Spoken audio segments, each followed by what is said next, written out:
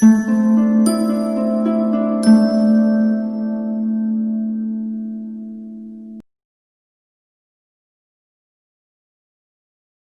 बातें दिल की के एक और एपिसोड में आप सबका स्वागत है। मैं हूं ऋचा अनिरुद्ध।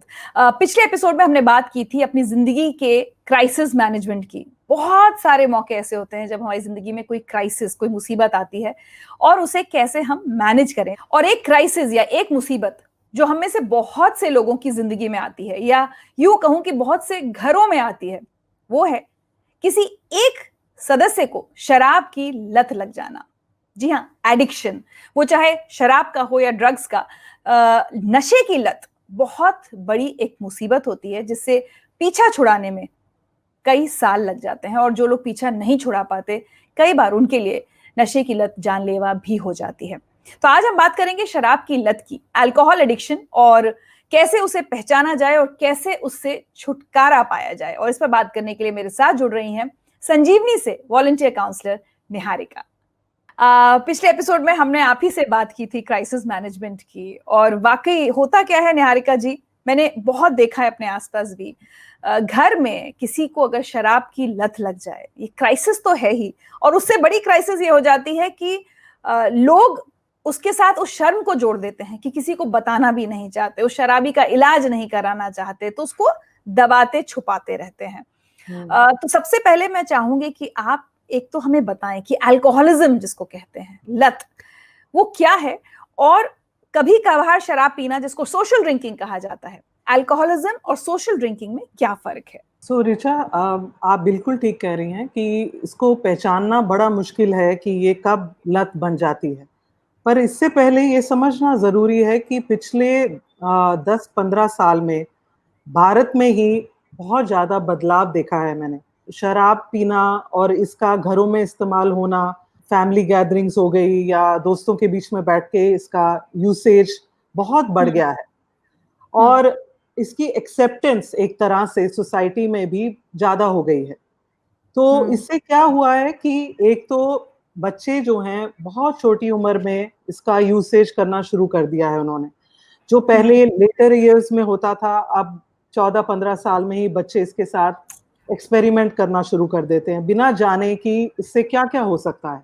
इवन महिलाओं में इसका यूसेज ऑलमोस्ट 55% बढ़ गया है। इससे क्या होता है कि अगर सब मिलके पी रहे हैं और सब सोशल ड्रिंकिंग के हिसाब से ही शुरू करते हैं शराब पीना, कि चलो एक तरह से इसको देखा जाता है कि सेलिब्रेशन की मौके पे मजा करने, घरों में हैबिट है कि भाई शाम को एक ड्रिंक ले ली। तो इसमें एक इंट्रोडक्शन सबका जो शुरू कर रहा है, शुरुआत ऐसे होती है कि आसपास देखा है, लगता है कि अब हम भी कर सकते हैं, यूज तो करते हैं। अब उसमें से 10 लोग जो यूज कर रहे हैं, उसमें से 2 लोग ऐसे हो सकते हैं जिसको इसके नशा की लत लग रही है और पता नहीं चलता। पता इसलिए नहीं चलता कि इसका यूसेज इतना ज़्यादा हो रहा है, तो मालूम ही नहीं पड़ता कि कब ये लत बनती जा रही है। और इसका सोशल ड्रिंकिंग से कब ये एक लत बन जाती है, कई लोगों में समझ नहीं आता। पर कहने के साथ मैं ये भी कहना चाहती हूँ कि हर सोशल ड्रिंकर जो है वो एक तरह से अल्कोहलिक या उसको नशे की लत नहीं लगती। तो पता कैसे लगेगा कि डिफरेंस क्या है, किसी को लत लग गई है? तो उसका मतलब क्या है? उसका मतलब ये है कि वो एक बीमारी है। जब हम बोलते हैं शराब की लत लग गई है, तो वो एक बीमारी है, जिसके बारे में ज़्यादा लोगों को मालूम नहीं होता कि ये एक बीमारी है। तो लोग ये सोचने लग जाते हैं कि अरे, अगर पीना सूट नहीं कर रहा तो छोड़ दो। अगर अच्छा नहीं लग रहा इसको पी के, तो ये सब उल्टी-सीधी चीज़ें हो रही हैं तो बंद कर दो। पर प्रॉब्लम ये है कि ये बीमारी है, जिसके बारे में मालूम नहीं है और वो बंद नहीं कर सकता। 4 लोग पी रहे हैं और एक जैसा पी रहे हैं। जैसे घर में अगर एक जैसा खाना बनता है, सब खाते हैं। किसी को अगर एलर्जी हो तो क्या होता है कि उसको वो खाना सूट नहीं करे, तो उसका रिएक्शन एक डिफरेंट होने लग जाता है। तो हमको लगता है कि अरे, बाकी सब तो खा रहे हैं, तुमको ठीक है, एक को सूट नहीं कर रहा, तो क्या बात है? तो फिर पता लगता है एलर्जी है, इसको ये खाना नहीं देना चाहिए। देंगे तो ये इसको जानलेवा हो सकता है। शराब का भी बिल्कुल ऐसा है। 4 लोग शराब पी रहे हैं, उसमें से जो बीमार इंसान होता है, इसका बॉडी में और माइंड में, सबसे इंपॉर्टेंट है कि माइंड में जो रिएक्शन है वो बहुत अलग होता है। इसीलिए हम बोलते हैं कि एलर्जी की तरह ये शराब इसको सूट नहीं करती। क्यों? क्योंकि ये शायद बीमार है, इसको ये बीमारी है। जैसे डायबिटीज भी हो गया एक तरीके से, सब शुगर ले सकते हैं, पर एक डायबिटिक है उसको देखना पड़ेगा कि नहीं ले सकता। लेकिन अगर हम सब लोग ये समझने लगे कि अगर घर में किसी को शराब की लत है, अल्कोहलिक है और वो एक बीमारी है, तो बहुत बड़ा बदलाव ये आ सकता है कि हम उस शर्म से भी निकल पाएंगे, क्योंकि लोग उस वजह से अपने घर में जो भी अल्कोहलिक मेंबर है उसका इलाज नहीं कराते। ये आपकी नजर में एक बहुत बड़ा इश्यू होगा, लोग मिलने आते होंगे जब, तो वो ये नहीं चाहते कि पड़ोसी को पता चले कि उनके घर में एक अल्कोहलिक है। इसको लेके स्टिग्मा बहुत है ऋचा, हमारी सोसाइटी में। कोई जैसे शराबी जैसे नाम से ही कतराने लग जाते हैं। एक तरह से मीडिया में भी जो इसका पोर्ट्रेल होता है वो इस तरीके से होता है कि जो एक शराबी है जिसको इसकी लत लग गई है, या तो वो बहुत ही मतलब अच्छे कैरेक्टर का नहीं है, या वो ये बदमाश है, या बिगड़ा हुआ आदमी है, बिगड़ा हुआ है। तो इन सब चीजों से हम सब बड़े होते हैं सुन के। तो एक तरीके से इतना स्टिग्मा है कि अपने घर में ही एक्सेप्ट करना कि शायद हमारे घर में कोई इंसान है जो शराबी है, वो ही अपने आप से भी एक्सेप्ट करना बहुत मुश्किल हो जाता है। तो हम दुनिया से तो छुपाते ही हैं, कहीं ना कहीं अपने आप से भी छुपा रहे होते हैं इसको। तो निहारिका जी, अगर कोई फैमिली ये समझना चाहे कि भाई हमारा ये बच्चा या हमारा फैमिली मेंबर सोशल ड्रिंकिंग कर रहा है या ये अल्कोहलिक हो चुका है, इसको बीमारी है, तो कैसे समझें? क्या सिम्टम्स ऐसे हैं जो हमें बताते हैं कि अच्छा ये अल्कोहलिज्म है? हर बीमारी की तरह इसके भी लक्षण हैं, और वो लक्षण का ध्यान रखना शुरू करेंगे हम तो पहचान में आ जाता है कि शायद हमारा ये जो फैमिली मेंबर है वो इससे प्रभावित होते जा रहा है और शायद ये इससे एडिक्शन में चेंज हो रहा है। पहली बात तो ये है कि जैसे मैंने बताया था, ये माइंड और बॉडी दोनों को आपको किसी ना किसी तरीके से इसका एक प्रभाव आने लगता है। तो सबसे बड़ा प्रभाव ये होता है कि माइंड में एक जबरदस्ती सी महसूस होती है, या एक कंपल्शन फील हो रही है कि मुझे शराब पीना है। तो इसमें चेंज ये होता है कि सोशल ड्रिंकिंग जब शुरू करते हैं तो दोस्तों के साथ बैठ के मजे करने के लिए होता है, पर ये धीरे धीरे प्रभाव इसका शुरू हो जाता है कि ड्रिंक ज्यादा इंपॉर्टेंट हो गई। कहीं बाहर जाना है तो पूछना है कि वहां ड्रिंक मिलेगा कि नहीं मिलेगा, अगर नहीं मिलेगा तो एक तरीके से फील करना है कि अरे यार फिर तो मजा नहीं आएगा। दूसरा ये कि सबने पीना बंद कर दिया, पर शायद 2 ड्रिंक्स ज्यादा पी ली और सबने कहा हमारा बस हो गया, पर मैं ये इंसान कहने लग गया कि मेरी कैपेसिटी ज्यादा है तो मैं 1-2 और ले लेता हूँ। घर से सोच के जाना पिछली बार ज्यादा हो गया था तो 1 ही ड्रिंक लूंगा, 2 लूंगा, पर वो कब 2 ड्रिंक्स 4 ड्रिंक्स में हो गए, 5 ड्रिंक्स में हो गए, खुद को ही नहीं पता लगा। क्योंकि एक तरह से उस पे अपने आप को रोकने की जो एक क्षमता है वो कम होती जा रही है। जो बिहेवियर है वो एक अनुचित तरीके में बदल रहा है। शराब पी के मालूम नहीं हो रहा है कि बहक जाना जैसे बोलते हैं, पता नहीं लग रहा है क्या हो रहा है, क्या कर रहा हूं मैं। घर में प्रॉमिस कर रहा हूँ ज्यादा नहीं पीऊंगा, पर कहीं प्रॉमिस रख नहीं पा रहे हैं, खुद के पीने लग गए हैं। पीना सबसे ज्यादा इंपॉर्टेंट होते जा रहा है। एक बहुत इंपॉर्टेंट मीटिंग है पर फिर भी उससे पहले एक ड्रिंक ले ली, क्योंकि अपने आप को कहीं ना कहीं समझ नहीं पा रहे हैं। एक तरह से ब्लॉक हो गया है दिमाग, जिसमें थिंकिंग में एक प्रोसेस नहीं कर पा रहे हैं। काम से इम्पोर्टेंट हो गया है, रिश्तों से इम्पोर्टेंट हो गया है, तो ज्यादा पीने लग गए हैं, अनुचित इस्तेमाल होने लग गया है और पता नहीं लग रहा है खुद के बिहेवियर के बारे में। जो खुद का बिहेवियर है वो ही अनप्रिडिक्टेबल हो गया है। और ये जो लक्षण जो मैं बता रही हूँ ये स्थानीय हो गए हैं, कांस्टेंट हो गए हैं, कि बार बार ये हो रहा है। सो ये सारे एक तरह से लक्षण हैं। दूसरा ये है कि ब्लैकआउट हो गया है। ब्लैकआउट का मतलब है जो भी शराब पीते हैं कई बार उनकी लाइफ में 1-2 बार ब्लैकआउट होता है, जहां सुबह याद नहीं रहता कि रात को हमने क्या किया था एक टाइम के बाद। बट एक जो जिसको इसकी लत हो जाती है वो ब्लैकआउट बहुत ही ज्यादा होने लग जाता है। रात को बिल्कुल ठीक सबसे बात करी, घर जाके सो गए, पर सुबह उठे तो याद नहीं रहा। एक बड़ी घबराहट सी शुरू हो जाती है बेचैनी से, क्योंकि डर लगने लगता है कि अरे मुझे याद क्यों नहीं है इसके बाद क्या हुआ। तो ये इसका मतलब ये है कि माइंड में भी इसका असर अब होने लग गया है। लग गया है। आसपास के लोग भी शायद कमेंट करने लग गए हैं कि तुम शायद ज्यादा पीते हो, तो गुस्सा आने लग गया है, क्योंकि अंदर समझ नहीं आ रहा है हो क्या रहा है। बीमारी बढ़ती जा रही है, पर यही नहीं मालूम कि हम बीमार हैं, है ना? तो उसको समझ नहीं आ रहा है हो क्या रहा है, और उसमें किसी का टोकना या बोलना, तो उससे हमको गुस्सा अच्छा नहीं आता है। लगता है। पूछने की कोशिश कर रहे हैं तो नजरअंदाज कर देना या मानना नहीं, डिनाई कर देना कि ऐसा कुछ हो रहा है ना? मैं स्ट्रेस था, मैं थक गया था, तो शायद ज्यादा हो गया, काम मेरा ठीक नहीं चल रहा इसलिए शायद ज्यादा हो गया। तो एक तरह से बहाने ढूंढना जिसकी वजह से अपने पीने की जो आदत है उसको प्रोटेक्ट करना। और जो लोग उसको छोड़ने को कहें उनको अवॉइड करने भी लगते हैं लोग कि इनसे मत मिलो, क्योंकि ये कहेंगे कि शराब छोड़ दो।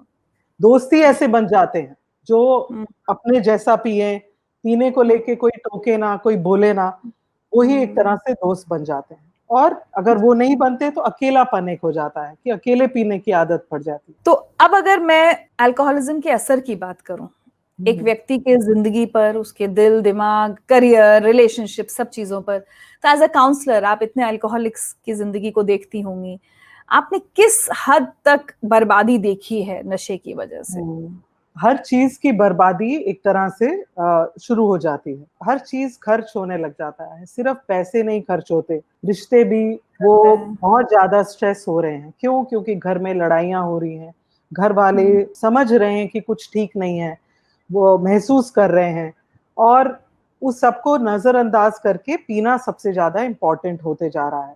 तो एक तरह से रिश्तों में बहुत प्रभाव पड़ रहा है, क्योंकि इतना अगर पी रहे हैं और कंट्रोल नहीं हो रहा है पीने पे, तो सुबह में उठते ही बहुत सारी फिजिकल प्रॉब्लम्स भी हो जाती हैं। जैसे एक तरह से थकान महसूस करना, सिर दर्द होना, एसिडिटी होना, कुछ भी करने का इच्छा जो होती है वो बिल्कुल कम होती जाती है। तो काम पे भी फर्क पड़ने लग जाता है, रिश्ते भी खराब हो रहे हैं, पैसे भी खर्च हो रहे हैं, और अपने अपने अंदर ही एक हीन भावना जो है वो बढ़ती जा रही है, क्योंकि मालूम ही नहीं हो रहा है कि हो क्या रहा है मेरे साथ, है ना? और ये फीलिंग्स को फिर से शराब में से कवर अप करना सीख लिया है।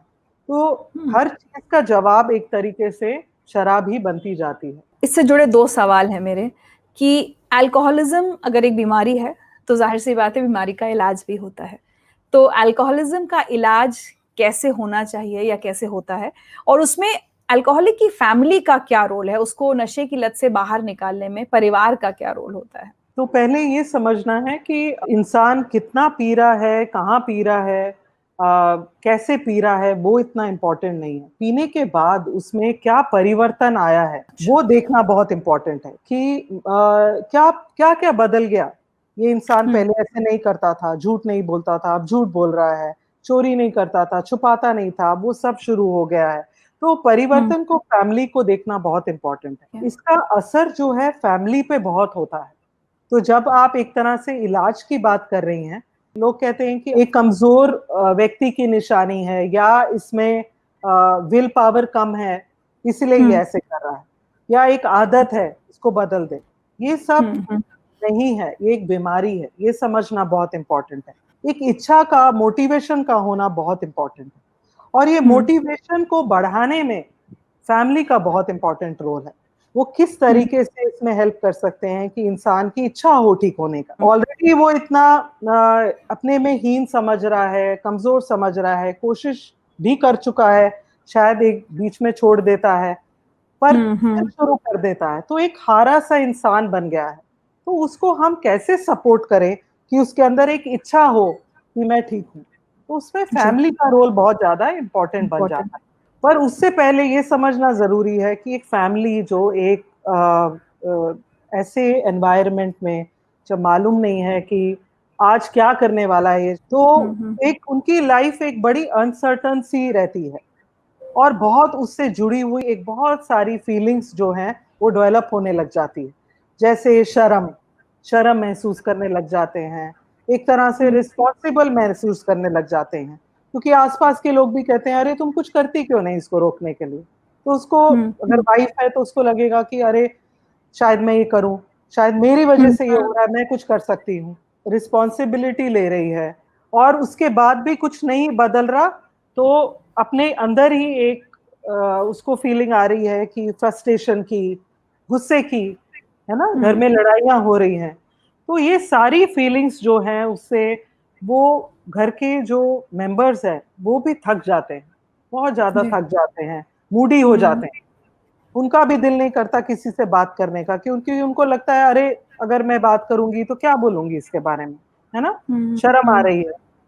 बाहर जाना बंद कर देते हैं क्योंकि मालूम नहीं है बाहर जाएंगे तो ये व्यक्ति कैसे क्या बिहेव करेगा, है ना। तो एक आइसोलेशन, एक अकेलापन बढ़ जाता है। एक और चीज जो बहुत इंपॉर्टेंट है, हम करने लग जाते हैं, कवर अप करने लग जाते हैं। जैसे कोई बोलता है कि ज्यादा तो नहीं पी रही है, तो नहीं नहीं बिल्कुल नहीं, कभी कभी हो जाता है, ऐसा नहीं है, तो झूठ छुपाने बोलने की कोशिश करते हैं। उनका जो काम है वो करने लग जाते हैं। अगर दुकान में बैठना है उनका काम और सुबह वो उठ के दुकान पे नहीं जाते, तो वाइफ रिस्पॉन्सिबिलिटी लेने लग जाती है, वो बैठना शुरू कर देती है, बच्चों, छोटे छोटे बच्चे शुरू कर देते हैं काम करना घर के। तो एक तरह से वो कवर अप है। तो जी। पहली चीज ये समझना जरूरी है फैमिली के लिए कि एक बीमारी है, अगर आप बीमारी को कवर अप करेंगे तो ये फैलती जाएगी, ठीक नहीं होगी, क्योंकि वो उसको पता ही नहीं लगेगा, वो सोचेगा कि ठीक तो है सब कुछ, पैसे भी आ रहे हैं घर में, आसपास के लोग भी तो कुछ नहीं बोल रहे, तो मैं ठीक हूँ,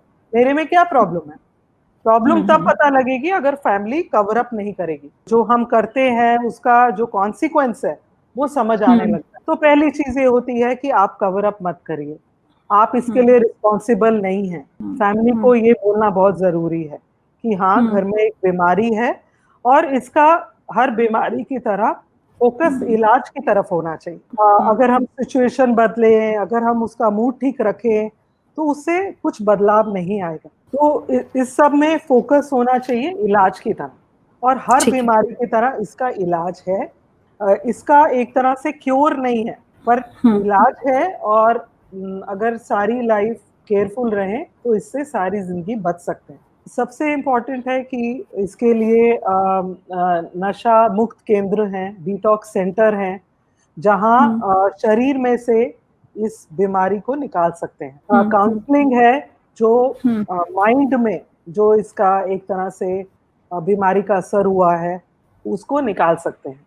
ये दो तरीके होते हैं इसके करने का। फिर एक बड़ी अच्छी संस्था है, बड़े सालों से भारत में भी है, सारे वर्ल्ड में है, उसका नाम है अल्कोहलिक अनोनिमस, जो एक सपोर्ट ग्रुप की तरह है, एक ऐसा गुट है लोगों का जो सारे खुद ही इस बीमारी से निकल के बाहर आए हैं। तो वो एक दूसरे को सपोर्ट करते हैं, एक दूसरे के एक हमराज, एक साथी टाइप बन जाते हैं। तो उससे बहुत एक सपोर्ट मिलती है, एक इच्छा जागृत होती है इससे लड़ने की, बाहर निकलने की। तो अल्कोहलिक अनोनिमस का बड़ा रोल है। अल्कोहलिक अनोनिमस का ही एक ब्रांच है जो फैमिली के लिए है। जैसे जो फैमिली ऐसा फील करती है हम थक गए हैं, हमको भी समझ नहीं आ रही, एग्जॉस्टेड हो रहे हैं। तो उसका उसका नाम है एल-एनोल। वो फैमिली ग्रुप है, इसमें फैमिलीज इकट्ठी होके इसके बारे में बात कर सकती है, एक दूसरे से सपोर्ट उनको मिलता है, ये समझ आती है, वो बताते हैं मैंने घर में ऐसे किया, तो एक दूसरे से समझ भी आती है कि हम शेयरिंग हो कैसे। जाती है। और अगर बाय चांस जो अल्कोहलिक है वो जो इससे नहीं निकलना चाहता, रेडी नहीं है, तो फैमिली के लिए ये समझना जरूरी है कि मैं कैसे इसमें रह के खुद भी एक तरह से बीमार हो गई हूँ, क्योंकि जो इसके लत के अधीन होता है उसका एक तरह से फतूर सारा जो एक दिमाग होता है, ऑब्सेशन होता है, वो शराब को लेके हो जाता है। फैमिली का ऑब्सेशन हो जाता है शराबी को लेके, तो सारा टाइम वो यही सोचते रहते हैं कि अरे अभी वो क्या कर रहा है, कहाँ चला गया, पी तो नहीं रहा, उसको बार बार फोन करना, घर में सर्च करना कि कहीं छुपाई हुई तो नहीं है शराब, घर में लोग आए हैं तो उनको बोल देना कि नहीं खाना लग गया जल्दी खाओ। वो एक तरीके से तो ये कर करके ऐसा अगर आप सोचिए सारा टाइम कंट्रोल करना पड़े, जिसके ऊपर कोई कंट्रोल नहीं है आपका, क्योंकि बीमारी है ना, तो उसमें फैमिली भी बीमार होने लग जाती है। तो सबसे पहले अपने आप को इससे अलग करना और सोचना कि मैं ये रिस्पॉन्सिबिलिटी नहीं ले सकती और अपनी अपनी सेहत का ख्याल रखूंगी, तभी मैं किसी बीमार या बीमारी का इलाज करवा पाऊंगी। कर पाऊँ। वो बहुत इम्पोर्टेंट हो जाता है। एक और सवाल मेरे मन में है निहारिका जी, सोसाइटी के नजरिए को, रवैये को देखते हुए कि आदमी अगर पी रहा है तो फिर भी एक्सेप्टेंस है कहीं ना कहीं, लेकिन जैसा आपने शुरू में कहा कि बहुत कम उम्र में आजकल बच्चों में बढ़ रहा है, महिलाओं में बढ़ रहा है, और इनको लेकर सोसाइटी में प्रॉब्लम ज्यादा होती हैं। और बच्चों के मामले में तो हम अक्सर अपने आसपास देख रहे हैं कि पेरेंट्स उसको बड़ी इजीली परमिशन दे रहे हैं बच्चों को ड्रिंकिंग एज से पहले ही। तो ओवरऑल सोसाइटी में ये जो आपने शुरू में भी बदलाव की बात कही थी, ये तो बहुत डेंजरस सिग्नल्स हैं हम सबके लिए, और हम सबको मुझे लगता है जागना होगा बिफोर इट्स टू लेट। ये आप बिल्कुल सही कह रहे हैं कि इसके जो सिग्नल्स हम दे रहे हैं बच्चों को, या एक तरह से जो इसको लेकर सीरियसनेस नहीं दिखाते, तो बच्चे भी बहुत कंफ्यूज्ड होते हैं कि पीना सही है नहीं सही है, मालूम नहीं है, क्योंकि घरों में बात नहीं हो रही, इसको लेकर कोई बात नहीं हो रही। कोई ये नहीं बताता कि कितना पीना सही है, किसके बाद ये अनहेल्दी हो जाएगा, किसके बाद इसका उपयोग होना शुरू हो जाएगा, एक तरह से अब्यूज की मात्रा हो जाएगी। तो कल्चर है कि भाई पी रहे हैं चलो पियो, अब बड़े हो गए हो, बड़े होने की निशानी क्या है कि फर्स्ट ड्रिंक से शुरू करते हैं।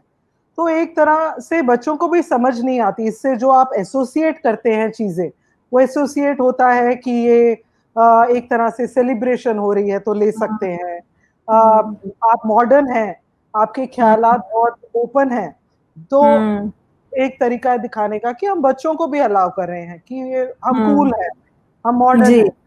और जो नहीं पी रहा है उसको बहुत बैकवर्ड दिखाते हैं लोग। हाँ, बैकवर्ड।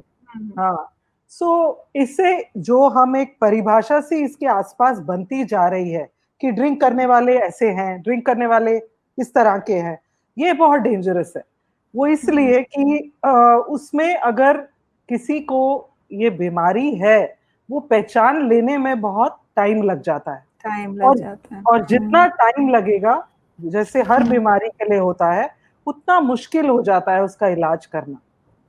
तो इसकी पहचान होने में ही बहुत समय लग जाता है, क्योंकि ओपन टॉक नहीं है। अगर बच्चे को कुछ फील भी हो रहा है इसको पी के, वो घर में आके बता नहीं पा रहा है, तो वो ओपननेस इसको लेके बातचीत करना, माँ बाप का साथ बैठ के कि भाई अब मैं देख रही हूँ कि आप बड़े हो गए हो, आपके कल्चर में शायद दोस्त पीते हैं, तो इसके बारे में अपने बच्चे से बात करना बहुत जरूरी है। और ये भी बोलना कि शायद इस उम्र में आपके लिए ये सही नहीं है, और अगर सही नहीं है क्यों नहीं है, ये बताना बहुत जरूरी है। जहां हम लगातार बात कर रहे हैं कि हम नशे की लत को एक्सेप्ट नहीं करना चाहते, हम उसको छुपाते भी हैं या बहुत तरह के बहाने ढूंढ लेते हैं, तो एक और चीज कई बार देखी गई है कि किसी के अल्कोहलिज्म के लिए लोग किसी हालात को, परिस्थिति को जिम्मेदार मान लेते हैं कि उसके साथ चूंकि ऐसा हो गया इसलिए वो नशा करने लगा।